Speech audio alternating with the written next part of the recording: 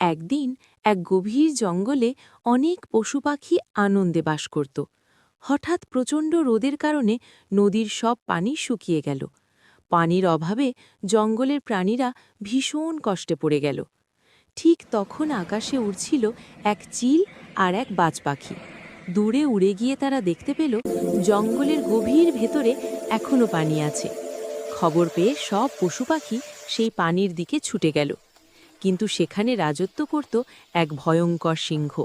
সে শর্ত দিল প্রতিদিন তাকে একটি করে হরিণ দিতে হবে। পানির জন্য বাধ্য হয়ে সবাই রাজি হয়ে গেল। তখন চিল আর বাজ তাদের বুদ্ধি ব্যবহার করল। লোভ দেখিয়ে তারা সিংহকে অতিরিক্ত খাওয়ালো। খাবারের লোভে পড়ে সিংহ হঠাৎ অসুস্থ হয়ে মারা গেল। সিংহের মৃত্যুতে জঙ্গল আবার শান্তিতে ভরে উঠল। সব পশুপাখি আনন্দে নতুন জীবন ফিরে পেল। গল্পটি ভালো লাগলে বন্ধুরা লাইক অ্যান্ড সাবস্ক্রাইব করে দিন প্লিজ।